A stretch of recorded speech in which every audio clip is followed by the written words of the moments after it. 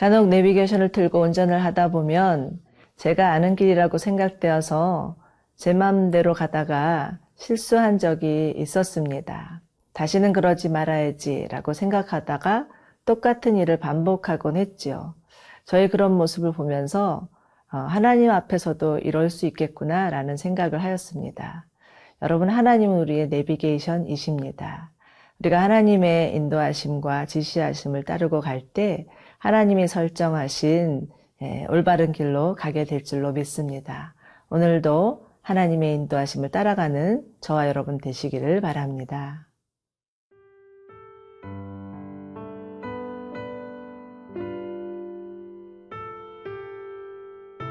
시편 80편 8절에서 19절 말씀입니다. 주께서 한 포도나무를 애굽에서 가져다가 민족들을 쫓아내시고 그것을 심으셨나이다. 주께서 그 앞서 가꾸셨으므로 그 뿌리가 깊이 박혀서 땅에 가득하며 그 그늘이 산들을 가리고 그 가지는 하나님의 백향목 같으며 그 가지가 바닥까지 뻗고 넝쿨이 강까지 미쳤거늘 주께서 어찌하여 그 담을 허시사 길을 지나가는 모든 이들이 그것을 따게 하셨나이까. 숲속의 멧돼지들이 상해하며 들짐승들이 먹나이다. 만군의 하나님이여 구하옵나니 돌아오소서. 하늘에서 굽어보시고 이 포도나무를 돌보소서. 주의 오른손으로 심으신 줄기요 주를 위하여 힘있게 하신 가지니이다. 그것이 불타고 배임을 당하며 주의 면책으로 말미암아 멸망하오니 주의 오른쪽에 있는 자 곧 주를 위하여 힘있게 하신 인자에게 주의 손을 얹으소서. 그리하시면 우리가 주에게서 물러가지 아니하오리니 우리를 소생하게 하소서. 우리가 주의 이름을 부르리이다. 만군의 하나님 여호와여 우리를 돌이켜주시고 주의 얼굴의 광채를 우리에게 비추소서. 우리가 구원을 얻으리이다. 요즘 큐티 말씀을 통해서 계속되는 시편은 이스라엘 공동체의 탄원시이죠.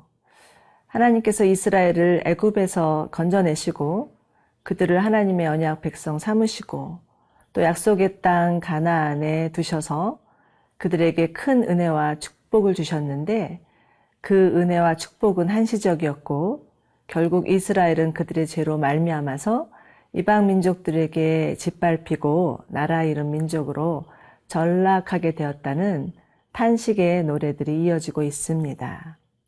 그러나 이스라엘은 이처럼 폐허가 되어 버린 땅 가운데서 하나님을 향하여서 노래하고 있습니다. 14절인데요. 오 만군의 하나님이여 우리에게 돌아오소서. 우리가 주를 간절히 바랍니다. 하늘에서 우리를 내려보시고 이 포도나무를 지켜주소서. 시편 기자는 하나님과 이스라엘의 관계를 포도원 주인과 포도나무에 비유하고 있지요. 그리고 지금 짓밟혀버린 포도나무, 그 포도나무를 주님께서 지켜주시기를 간절히 간구하고 있습니다. 이들은 지금 자신들이 얼마나 비참한 처지에 놓여 있는지를 인정하고 하나님의 도우심을 구하고 있는 거죠. 상담학자들의 말에 의하면 알코올 중독자들이 치유되기 위하여서는 자신이 알코올 중독에 빠져 있는 비참한 자인 것을 인식하고 그리고 타인의 도움이 없이는 절대로 빠져나올 수 없다라는 것을 인정하고 도움을 구하는 것부터 시작된다고 합니다. 어찌 보면 하나님 앞에서의 회복의 첫 시작도 우리가 죄인인 것을 인정하고 하나님의 도우심을 구하는 것으로부터 되어질 수 있습니다. 하나님은 마음이 상한 자 가까이 하시고 중심으로 통회하는 자 구원하시기 때문이죠. 더구나 하나님은 하나님의 자녀가 하나님을 떠나 죄의 길에 빠져 있다 할지라도 마치 포도원 지기가 그 포도나무를 지키는 것처럼 우리를 지키시는 분이십니다. 요한복음 15장에서는 하나님의 가지치기가 나옵니다. 열매 맺지 아니하는 가지는 열매를 맺기 위해 제거해 버리고 열매를 맺는 가지는 더 풍성한 열매를 맺기 위해서 깨끗게 하신다는 말씀이죠. 그런데 여기서 제거해 버린다 라는 단어는요, 쓸모없어서 버려진다는 것이 아닙니다. 어떻게든 좋은 열매를 맺기 위하여서 가꾸신다는 말씀이죠. 우리 안에 모난 부분, 연약한 부분, 붉어진 부분, 하나님께서 다듬으시고 손질하셔서 하나님의 사람으로 만드신다는 말씀입니다. 그렇기 때문에 하나님은 최고의 농부이십니다. 우리 삶에 일어나는 각종 어려움과 고난, 이것은 하나님께서 우리를 믿음의 사람으로, 정금 같은 하나님의 사람으로 만드시기 위한 하나님의 작업입니다. 최상급의 포도나무로 가꾸시기 위한 하나님의 손길입니다. 여러분의 삶 가운데 예기치 않은 고난이 있다면 그 고난은 여러분을 새롭게 하시는 하나님의 시간인 것을 믿고 하나님 앞에 나아가시기 바랍니다. 하나님을 떠나지 않는 한 우리에게는 미래가 있고 소망이 있습니다.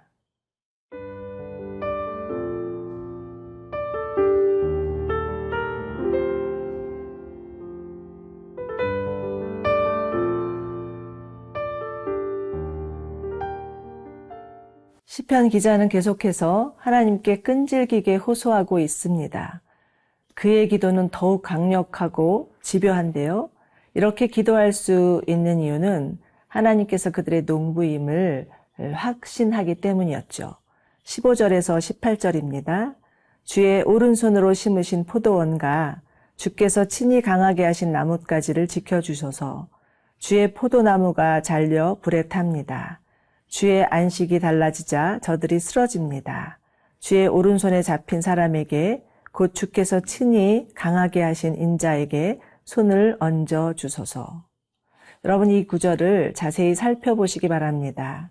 이 구절의 주어는 하나님이십니다.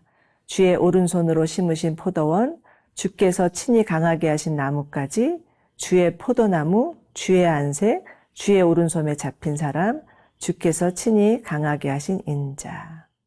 시편 저자는 인생의 주체가 하나님이심을 확신하고 있습니다. 여러분, 어떤 사람이 기도할 때 그 기도의 내용을 들어보면 그 사람의 신앙의 정도를 알 수 있다고 하죠. 그 사람이 하나님 중심으로 살아가는 사람인지 자기 중심으로 살아가는 사람인지를 들어보면 안다고 합니다. 자, 그렇다면 우리의 기도 제목들을 한번 살펴봅시다. 많은 경우 우리들의 기도는 내 자녀, 내 건강, 내 취업, 조금 나아가서 내 부모, 내 형제, 모두 우리들의 문제에 관한 것입니다. 내가 원하는 것, 내가 부족한 것, 하나님 앞에 달라고 간구하고 있는 것이죠. 그러나 우리 인생의 주인이 하나님이심을 인정하고 우리 삶이 하나님 앞에 달려 있다는 것을 믿는다면 비록 지금 내 삶 가운데 이해할 수 없는 일이 있다 할지라도, 견딜 수 없는 고통이 있다 할지라도 우리가 하나님의 주권 안에 있음을, 하나님의 섭리 안에 있음을 믿고 나아갈 수 있을 것입니다. 그러할 때 우리의 기도도 달라질 것이고 우리의 삶의 태도도 달라질 수 있습니다. 여러분, 하나님은 우리를 구원해 주시고 우리를 치유하시고 우리를 회복하시는 능력의 하나님, 치유의 하나님이십니다. 오늘 시편에서는 하나님의 오른손이라는 단어가 반복되고 있는데요. 여러분, 혹시 하나님의 오른손이 하시는 일을 묵상해 본 적이 있으십니까? 예수님의 생애를 보면 잘 알 수 있습니다. 예수님께서 이 땅에 오셔서 얼마나 많은 병자들을 그분의 손으로 안수하시고 치유하셨는지 모릅니다. 그리고 예수님의 못 박힌 손이야말로 우리를 죽음에서 생명으로 건지신 능력의 손이셨습니다. 주님은 지금도 쉬지 않고 우리를 위해서 일하시는 분이십니다. 지금도 잃어버린 영혼들이 구원받기 위하여서 주님이 이미 생명책에 기록된 자들을 다 불러 모으기 위하여서 일하고 계십니다. 그리고 고통 가운데 절망하는 자들 친히 찾아가 주셔서 위로하여 주시고 안수하여 주십니다. 오늘도 우리에게 손을 내미시면서 그분의 오른손으로 우리를 만지시는 은혜가 우리 모두에게 있기를 바랍니다. 기도하시겠습니다.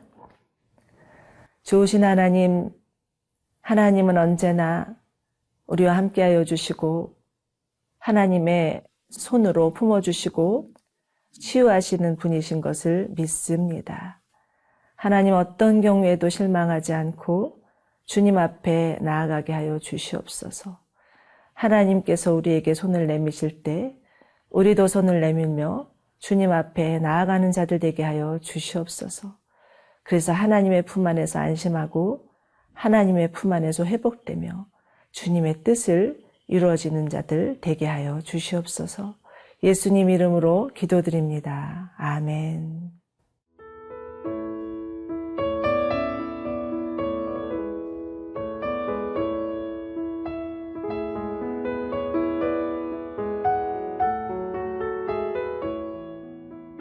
이 프로그램은 시청자 여러분의 소중한 후원으로 제작됩니다.